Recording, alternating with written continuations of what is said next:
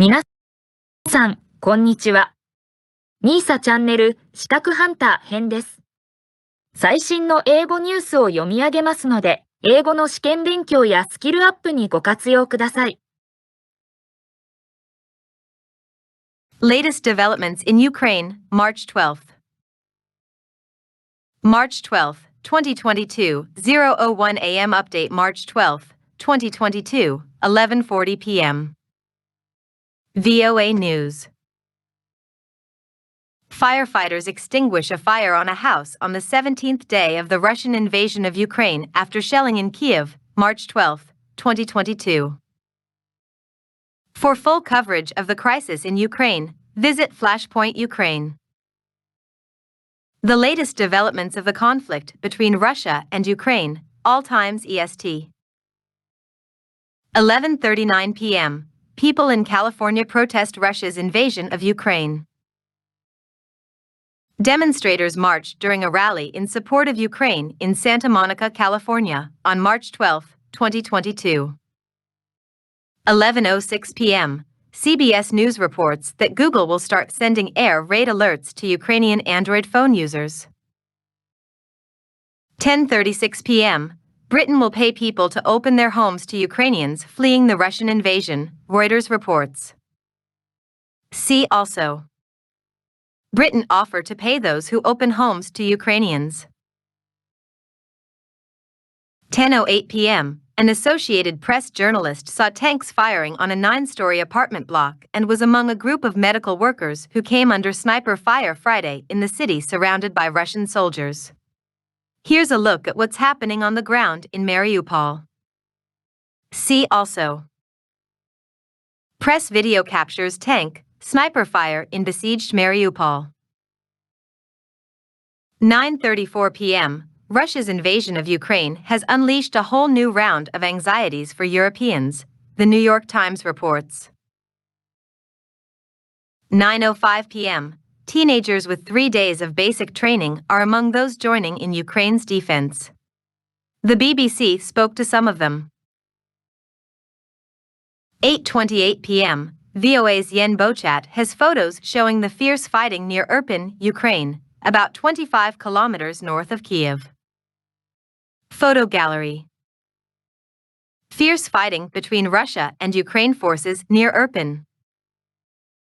8:03 p.m. Al Jazeera has a graphic showing with countries by the most Russian weapons. 7:28 p.m. A new mayor has been installed in Melitopol, according to CNN reports. The elected mayor was detained by armed men and accused of crimes by the prosecutor in Luhansk, a Russian-backed separatist region.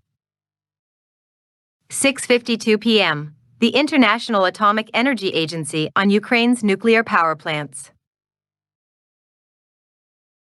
6:02 p.m. For VOA, Yen Bochat reports Saturday from the town of Irpin, about 25 kilometers north of Kyiv, where Russian troops and Ukrainian soldiers are engaged in fierce fighting. Bochat was able to get inside the town and reach the last Ukrainian position very close to the Russian troops. Direct link. 5:20 p.m. The clergy of the Russian Orthodox Church in Amsterdam announced they were splitting from the Moscow Church, Agence France-Presse reports.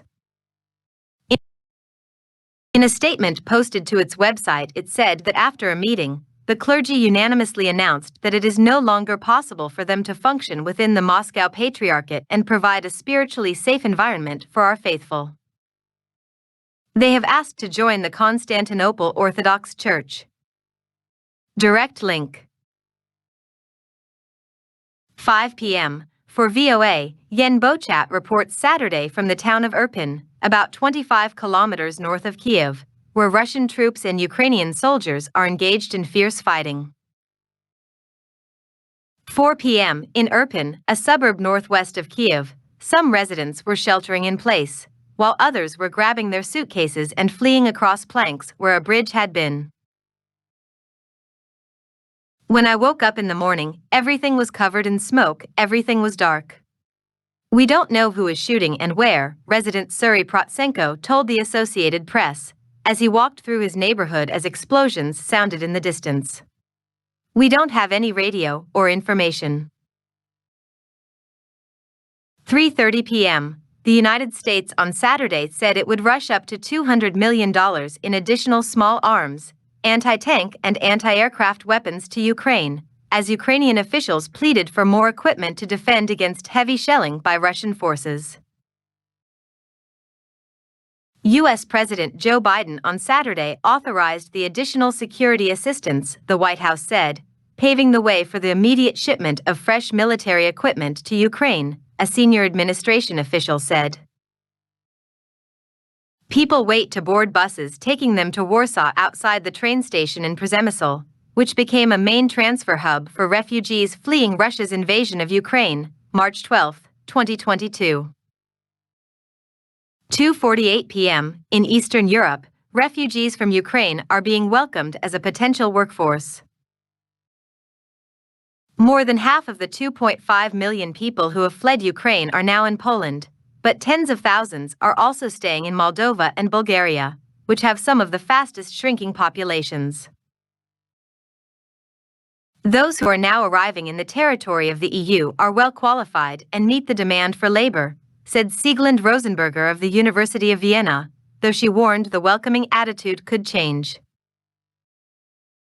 2:15 p.m. Russia's attempt to block independent news of its war in Ukraine has been met with a surge in digital circumvention tools.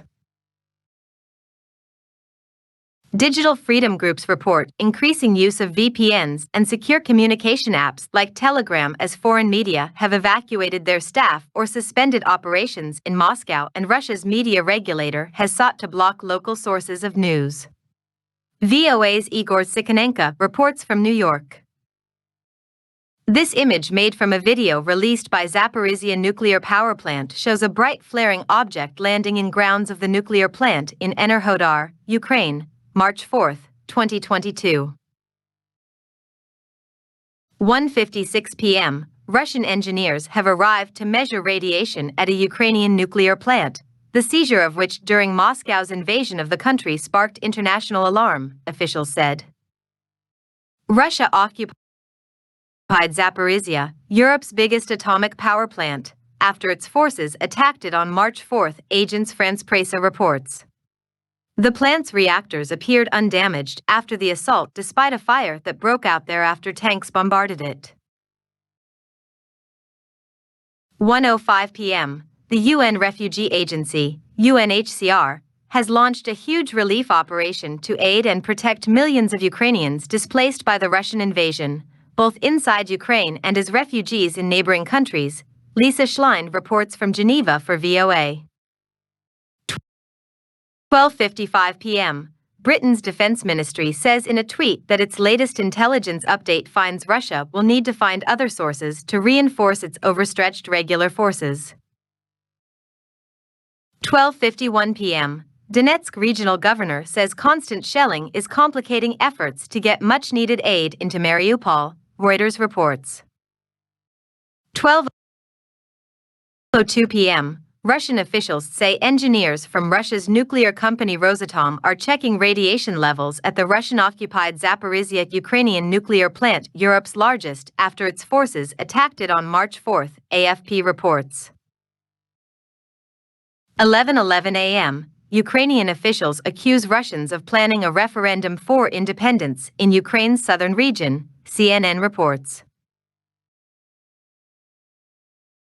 10:38 a.m. The UN Human Rights Office in Ukraine says that since start of Russia's invasion of Ukraine on February 24 through March 11, it has recorded 1,581 civilian casualties, 579 killed, including 42 children, 1,002 injured, including 54 children, mostly caused by shelling and airstrikes. And it adds that the actual toll is much higher. 10:30 a.m. A French presidency official says Russian President Vladimir Putin did not show a willingness to end the war with Ukraine during a call today with French President Emmanuel Macron and German Chancellor Olaf Scholz, according to The Guardian. 10:27 a.m. Moscow says arms shipments to Ukraine are legitimate targets, as European leaders call for a ceasefire, CNN reports. 10:24 a.m. The eastern Ukrainian town of Volnovakha has been destroyed after Russia's invasion, the local governor says, according to Reuters. 10:12 a.m. Ukrainian President Volodymyr Zelensky says about 1,300 Ukrainian troops have been killed since the start of Russia's invasion, and that up to 600 Russian troops surrendered Friday, The Independent reports. VOA is unable to independently verify these numbers. 10:09 a.m. Portuguese authorities have detained a rabbi over the naturalization of Russian tycoon and owner of Chelsea Football Club Roman Abramovich, according to RFE/RL. 10:01 a.m. Thousands of Russian tourists are stranded in Thailand's beach resorts because of the war in Ukraine, many unable to pay their bills or return home because of sanctions and canceled flights, the Associated Press reports. 9:49 a.m. The Vatican says it's available for any kind of mediation to help stop war in Ukraine, and is willing to do everything possible to assist in reaching a ceasefire and brokering an end to the war in Ukraine, according to CNN. 9:28 a.m. Ukrainian President Volodymyr Zelensky tweets that he held talks with German Chancellor Olaf Scholz and French President Emmanuel Macron on how to counter Russia's aggression against Ukraine, including RF, the Russian Federation's, crimes against civilians. 8:58 a.m. UNHCR reports more than 2.5 million people have fled Ukraine since February 24th. 8:18 a.m.